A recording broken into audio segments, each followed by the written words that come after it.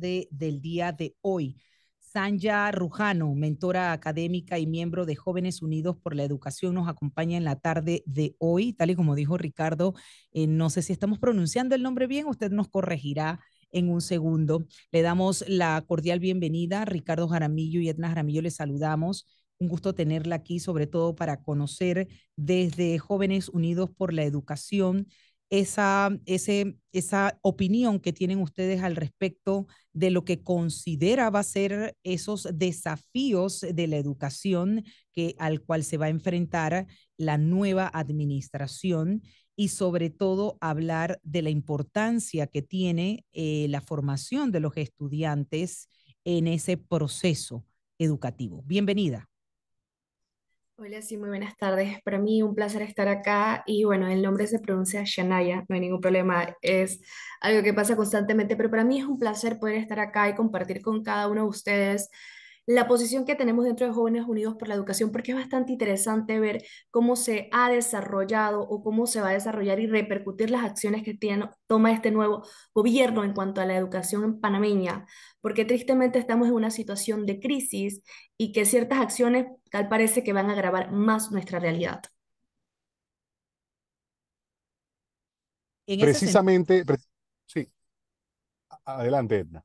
adelante, adelante, Ricardo, disculpe. No, sí, es que en ese sentido, y gracias por la corrección del nombre, eh, ¿cuáles son esos? O sea, aquí nosotros hemos estado durante los últimos años escuchando quién tiene la responsabilidad o hacia dónde se apunta la deficiencia, pero qué cosas son oportunas evaluar o tomar en cuenta a la hora de tomar decisiones que permitan brindar como debe. Sí, sí, mientras recuperamos nuevamente a nuestro compañero Ricardo, la pregunta que él trata pues de llevar a cabo tiene que ver con esos posibles desafíos que ustedes han identificado desde miembros de Jóvenes Unidos por la Educación, para mencionarlos, para ponerlos en la mesa y sobre todo conocer. Por ejemplo, si han tenido algún acercamiento con las nuevas autoridades para ponerle en conocimiento su preocupación de cómo mejorar y lograr una educación de calidad. Bueno, tengo que empezar diciendo que lo que no se mide no se puede solucionar y no se puede complementar. Y es triste que la primera decisión que ya se haya tomado es sacar a Panamá del sistema de pruebas como la PISA y la ERCE, que básicamente son el resultado de evaluaciones internacionales que miden realmente el desempeño de América Latina, y los estudiantes panameños muestran dificultades para alcanzar los niveles básicos de competencia. Estos resultados son preocupantes porque reflejan que tenemos un sistema que es incapaz de brindar las competencias necesarias para la vida y el mercado laboral. La baja capacidad que tienen los estudiantes para resolver problemas complejos, analizar información crítica y aplicar conocimientos prácticos, básicamente se traduce a una población poco preparada para los retos actuales y que no va a saber responder a las necesidades. Las pruebas estandarizadas como la PISA y la ERCE también revelan la brecha existente que todos conocemos pero parece que olvidamos sobre los estudiantes y sus realidades, ya sea en el ambiente periurbano o perirural o contexto rural-urbano. Y es que los contextos socioeconómicos varían indistintamente donde estemos, porque no podemos hacer una comparativa solamente entre Darién y Panamá o entre Bocas y Panamá, cuando en la ciudad de Panamá hay centros educativos que no responden a las necesidades de los estudiantes. Entonces, desde Jóvenes Unidos por la Educación, realmente resentimos y estamos un poco preocupados sobre la decisión de sacar a Panamá de este sistema de pruebas, porque implica no solamente una falta de datos, sino muestra una actitud de rechazo ante la más pura de las críticas y la rendición de cuentas. Y esto puede tener graves implicaciones porque, como lo que dije, lo que no se mide no se puede resolver. Y básicamente lo que las pruebas determinaban es que el estudiante panameño no cumple con la mínima en español, no cumple con la mínima en matemática, ni siquiera con el sistema de habilidades blandas, que es lo básico que ahora requiere el mercado laboral. Entonces, ese es el primer punto. ¿Cómo vamos a presentar cuáles son las necesidades o los requerimientos cuando nos sacas de un sistema que te dice qué es lo que debes hacer? Y no es que te mida a ti como ministro o no que te mida a ti como autoridad, sino que te presente los problemas que tienes que solucionar. Entonces, al sacarnos de este sistema, básicamente limitas cualquier tipo de acción y básicamente lo que haces es superficial. Y ahora si lo hablamos, como lo comentaba en su momento, el tema de las nuevas tecnologías y la introducción a nuestro sistema, es una solución paliativa. ¿Y por qué digo que es una solución paliativa el dar a la computadora a los estudiantes? Tú tienes que estar consciente del contexto en el que se encuentran.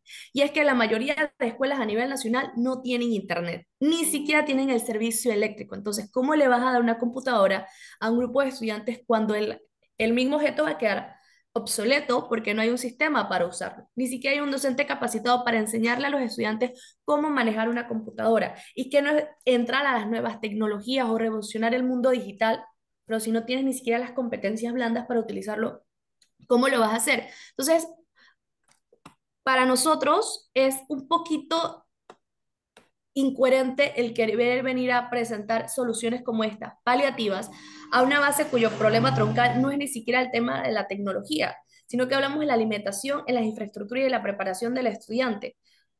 Lo que yo Ahora, aprendí sí, en el colegio es lo mismo que está aprendiendo mi hermanita estando en el colegio el hace mismo más. modelo, correcto. Ahora, licenciada Rujano, consulta, porque parte del argumento que ha utilizado la ministra de Educación, en particular con el tema de la evaluación, es que, ok, no podemos medirnos al similar del estándar que se tiende a evaluar en este tipo de pruebas. Sabemos que estamos, yo no sé si llamarle mal, no me gusta utilizar la palabra, porque si así de mal estamos, no tendríamos un país que de alguna manera la mano de obra nacional pues saca adelante y empuja a este país.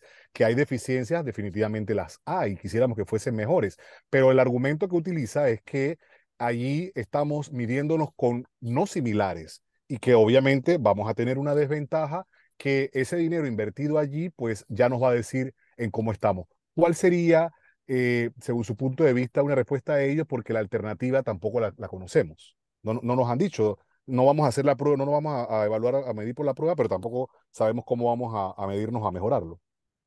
Ese es el punto. No hay una solución escrita y creo que era lo que tenía que presentarte. Si tú vienes y dices, no, no vamos a medir porque creo que es algo que va a bajar la moral en un sistema de comparativa, pero no dan una respuesta, entonces, ¿cuál va a ser el sistema de medición, ya sea interno, que ya existen en Panamá, pero tampoco se están contemplando? Y es que hay que ser bien conscientes. No podemos decir que el sistema es malo, pero realmente tenemos un sistema excesivamente academicista, que creo que todos podamos dar fe, que llegamos a un punto de estudiar y aprendíamos para el examen, pero realmente no nos acordamos absolutamente nada de lo que dimos en matemáticas en nuestro noveno grado o lo que dimos en cálculo diferencial cuando estábamos en quinto año. Entonces, hablamos de un sistema que está retrasado, que es retrógrado y, como digo, no cumple con las necesidades actuales. ¿Qué tenemos que hacer? Esa es la gran pregunta. ¿Cómo se va a plantear? También es una gran pregunta. ¿Cuál es la funcionalidad de estas pruebas? Básicamente era poder medir y ser conscientes de cuál era nuestra situación y plantear las soluciones para mejorar la situación. Entonces, si nos vamos ambiguamente a decir, estamos mal, pero ¿qué está mal? Está mal la respuesta en el sistema tecnológico, está mal en la comprensión de las matemáticas, está mal en la comprensión de las STEM, está mal en la comprensión de el español y la expresión, pero no conocemos esto porque nos sacas de las pruebas y ya no podemos conocer cuál es la necesidad. Ojo, hay una situación que no se puede escapar y es la diferencia entre los resultados de las pruebas. Si tú le pones una prueba a un chico de la ciudad capital, de un colegio privado hasta un colegio público de alta instancia, te va a dar respuestas positivas. Versus si tú le pones esta prueba a un niño en la provincia de Veraguas, en una zona rural, o en la provincia de Darién, o en la provincia de Herrera, en área rural, no te van a dar la misma respuesta. ¿Por qué? Porque nuestro sistema educativo está excesivamente centralizado en Cárdenas y no responde a las necesidades. Entonces, caemos en un sistema que se está cerrando, que no responde a la necesidad y que está tristemente cometiendo los mismos errores que han cometido administraciones pasadas. Ahora, licenciada Shanaya, em, el tema de las pruebas que usted señala que son tan importantes, y por un lado la ministra dijo claramente el costo que eso representaba. Me pregunto yo, de esas pruebas que hemos hecho, ¿cuántos resultados ha tenido el seguir las recomendaciones dadas o cuánto resultado han tenido dichas pruebas en trabajar en mejorar esas falencias o vacíos que se han detectado? Porque yo creo que sí, Sin duda, como usted dice, es importante medir, porque lo que no se mide no se puede corregir. Pero ¿cuántas correcciones hemos hecho de las pruebas pasadas frente a una inversión tan importante que se ha hecho? Esa es la cosa curiosa, que todas las medidas que se han tomado prácticamente se pueden considerar como medidas paliativas o superficiales. Nosotros tuvimos la oportunidad de hacer el 19 para el 19, que fueron 19 propuestas de mejora en sistema de la calidad educativa panameña. Y este año, previo a las elecciones, también presentamos el documento 24 para el 24. En este documento, fuera de las 19 que ya habíamos presentado, anexamos unas cuantas más. Y tristemente, cuando fuimos a ver los resultados, eran exactamente los mismos. Yo los invito a buscar este documento, se llama 24 para el 24, presentado por Jóvenes Unidos por la Educación, y se van a dar cuenta de cómo medimos los trabajos que se venían haciendo dentro del sistema educativo panameño y lo tabulizamos a medida de A a F. Y tristemente, la mayoría de las pruebas o en los resultados tuvimos F. ¿Por qué? Porque no se han dado respuestas ni concisas y que realmente vayan al tronco del problema. Y es como el tema de las computadoras. Perfecto, está buenísimo que queramos entrar a una era tecnológica. Hago este punto para ejemplificar. Es perfecto que queramos darle a los estudiantes las herramientas para desarrollarse, para poder hacer trabajos. Nadie critica ni dice que esto es malo, pero ¿qué pasa cuando presentas esta idea sin un sistema pedagógico correcto? Cuando le dices, ok, los estudiantes van a recibir computadoras de primer año a sexto año, pero ¿cómo vas a lograr que el estudiante llegue hasta primer año? Porque ahí nos vamos al tema de la deserción escolar, nos vamos al tema de la dificultad de poder llegar a las escuelas. Y sí, se han presentado políticas, se han presentado proyectos, se ha presentado de todo, pero no hay una respuesta correcta. ¿Por qué? Porque uno puede venir a hacer el trabajo perfecto, pero cuando hay un cambio de gobierno, se desestima todo por tema de política y no se sigue trabajando lo que es bueno. Entonces, cada maestro viene con su nuevo librito y lo que estaba bueno lo dañan y lo que estaba mal terminan de empeorarlo. Y no es que queramos ser pesimistas, pero es que realmente tenemos que ser directos. ¿Por qué?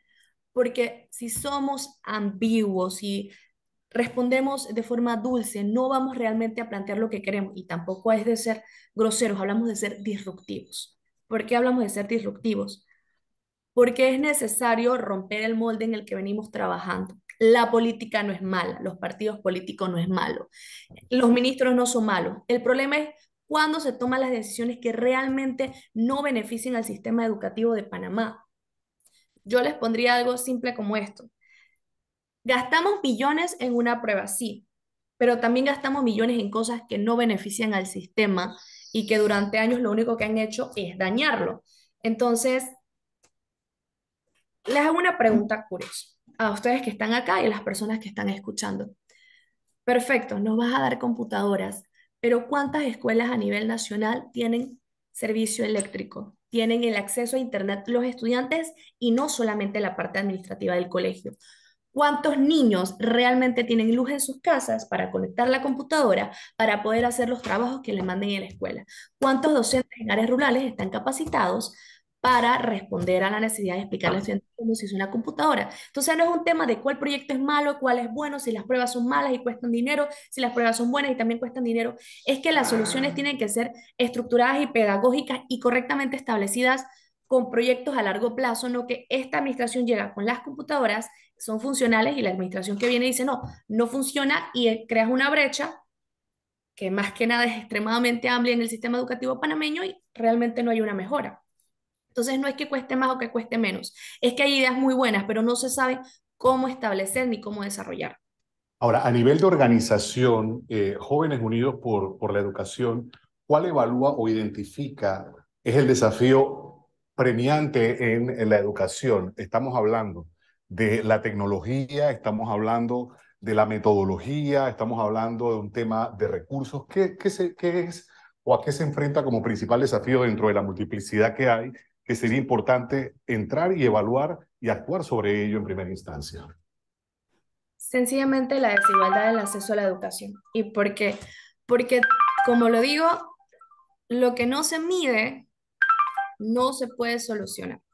Y simple y llanamente desigualdad en el acceso a la educación. Porque cuando digo desigualdad de acceso a la educación, no simplemente hablo de materiales, no siempre hablo de la capacitación docente, hablo desde el sistema estructural per se. Porque yo les voy a poner un ejemplo llanamente aquí. Yo soy de la provincia de Arica. Y mi hermanita durante un mes y medio prácticamente no tuvo clase. Estuvo que dar por módulo, igual como si estuviéramos en pandemia. ¿Por qué? Porque el colegio no tenía las normas básicas de saneamiento para entender a sus estudiantes, ni atender ni siquiera a la personal administrativo. Tuvo que haber fumigación, tuvo que haber una limpieza profunda. Y adivinen, el colegio se está cayendo. Y esta problemática viene de hace 5 o 6 años. Y el colegio no se mantiene en pie. Casi a vigas o a duras penas el colegio más grande de la provincia, en el Centro Educativo Básico General Marcos Alarcón, está cayéndose, está totalmente en ruinas. Y aunque hay muy buenos docentes que están tratando de dar todo lo mejor de sí para enseñar a los estudiantes, un sistema que está centralizado, como dije, en Cárdenas y que no responde o responde tardíamente a las necesidades que hay en las zonas rurales o en las diferentes direcciones, realmente no es un sistema funcional. Y en eso cae la desigualdad de acceso a la educación. No todos los niños, pregunto, no todos los niños merecen poder ir a su escuela y tener un ambiente sano y saludable para el aprendizaje, tener las herramientas básicas, tener hasta un sistema de alimentación, porque si no lo sabían, se los comento, muchos niños en Panamá asisten a la escuela porque resulta que esa comida que tienen en el colegio es la única que tienen en el día, porque es la necesidad que hay realmente en nuestro país. Entonces, como yo digo, yo salí del colegio en 2017. Mi hermanito ahorita está en su segundo año y está dando exactamente lo mismo que yo di en 2017. Y que puedo preguntarle a mi mamá, que se graduó en los 90 y está dando absolutamente el mismo temario. Entonces, hablamos de que no estamos respondiendo a las necesidades, pero claramente no hemos cambiado un sistema que tiene la misma métrica, la misma educación. Y hago esta comparativa. Cuando yo estudié en Darien, a mí me tocó trasladarme a Veraguas para poder seguir mi educación secundaria. Usted no tiene idea la brecha abismal que había entre lo que se supone que yo tuve que haber aprendido en mi primer, segundo y tercer año versus lo que habían aprendido mis iguales en el Instituto Urracá. Había una brecha abismal. Yo no había dado cálculo, yo no había visto diferenciales, yo no había visto ciertos procedimientos químicos. Entonces, si vamos a hacerlo ahora, resulta lo mismo y no nos vamos tan lejos. Ni siquiera voy a hacer una comparativa entre provincias, voy a hacer una comparativa entre regiones educativas. En la ciudad de Panamá hay colegios, pequeños colegios que ni siquiera responden en igual calidad a los colegios que están en el centro de la ciudad. Entonces, es un poquito desafiante y triste al mismo tiempo ver cómo los niños no están recibiendo ni siquiera una educación que realmente sea de calidad, que es lo mínimo que merecen, ni están en las condiciones que merecen. Dígame, ¿quién de ustedes se sentiría bien asistir a la escuela con calor, con unas sillas que se están cayendo, con un librero que lo único que, con un tablero que lo único que tiene es tiza, que a veces esa tiza es hasta alérgica para los chicos, le produce alergia? Entonces, hablamos de que queremos modernización cuando realmente no enfrentamos el tronco del problema, que es la desigualdad educativa, no solamente en el contexto académico, sino estructural. Ante esa transformación de la malla curricular que bien anota usted, Shanaya, quisiera preguntarle si no considera que precisamente el tema de la facilitación de la tecnología como una herramienta forma parte del cambio. Quizás el orden de las prioridades es lo que entiende usted trata de hacernos, pues de transmitirnos, pudiera mejorarse. Y es que si nadie dice que el acceder a computadoras o este sistema tecnológico es malo, sino realmente cómo estamos trabajando o priorizando cuáles realmente son los problemas que debemos solucionar.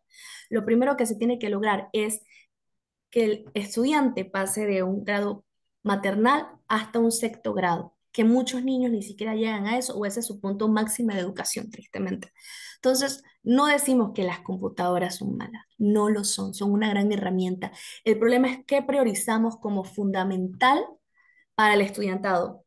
Entonces, ya digo, no satanizamos las computadoras ni las nuevas, la inserción de nuevas herramientas tecnológicas, sino que hablamos de que hay que priorizar otras cosas, no solamente extender la malla curricular de manera que el estudiante esté preparado para conocer qué es una computadora, la funcionalidad de una computadora, pero también aprender a leer y a escribir propiamente.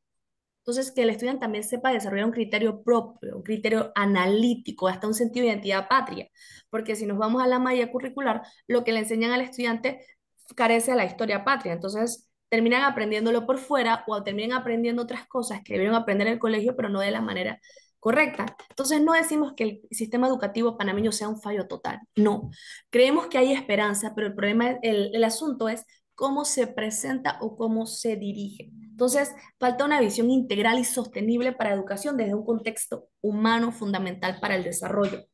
Y es que las autoridades a veces han fallado en reconocer realmente cuál es el problema. Entonces, lo que se necesita ahora mismo es un estudio troncal que esté dividido en las zonas o en las regiones educativas, porque la necesidad que tiene una va a variar de la necesidad de otro, pero la necesidad básica es que necesitamos un sistema educativo integral, correcto y que sea igualdad de condiciones para todos, porque todos los niños a nivel nacional merecen una educación de calidad, porque Panamá merece una educación de calidad. Necesitamos y queremos profesionales de calidad y eso va a venir desde la rama de la educación y eso es tan importante la presencia del docente y la capacitación del docente y la necesidad de la transformación del pensamiento docente. Entonces, es un sistema que se tiene que realmente evaluar a profundidad. Y repetimos, no es que el sistema sea malo, es que no se ha estudiado correctamente cuál es el problema, ni se ha tomado una decisión correcta en cómo vamos a accionar con relación a él. Es casi un método científico. ¿Cómo empezamos? ¿Dónde está la solución? ¿Cómo proseguimos al problema? ¿Y cómo presentamos la hipótesis del mismo? Porque conocemos el problema todos, pero no hemos abordado correctamente, es que, ok, esto no viene ahorita, esta situación no la solamente la tiene la nueva ministra, la tenía la ministra anterior, la tenía el ministro anterior, porque es una situación que se ha repetido por décadas. Cada quinquenio volvemos a hacer las mismas preguntas, presentamos los mismos problemas, y es que no ha mejorado, y quizás no es que la persona no tenga la intención, es que es un sistema mucho más profundo que se tiene que estudiar desde el tronco cuál va a ser la solución que vamos a dar a este problema. Y dentro de Jóvenes Unidos por la Educación, estamos más que con los brazos abiertos para poder acercarnos a las autoridades, poder hablar con ellos y poder presentarle esta perspectiva de jóvenes. Porque, como digo, en Jóvenes Unidos por la Educación somos cientos de jóvenes a nivel nacional, ingenieros, abogados, científicos, personas capacitadas y preparadas que estamos velando por una educación para nuestros iguales que sea mejor a la que obtuvimos.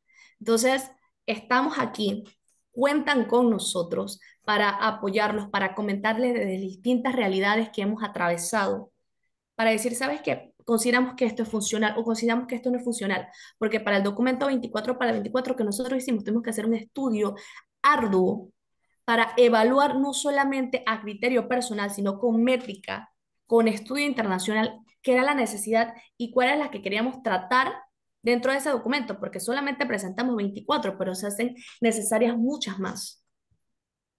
Bien, queremos agradecer a la licenciada Chanaya Trujano. La verdad es que interesante escuchar los aportes por parte de esta organización, este movimiento, que su objetivo, como ya conocemos, es precisamente pues, aportar a mejorar la educación en nuestro país, por supuesto, hacer o dar a conocer sus recomendaciones o consideraciones sobre las decisiones que se toman. Muchísimas gracias por acompañarnos. A ustedes por el espacio y estamos para servir cuando gusten. Esa es nuestra misión. Bien, son las Tenemos 3:34. Ricardo, tenemos que avanzar a nuestra primera pausa del día de hoy.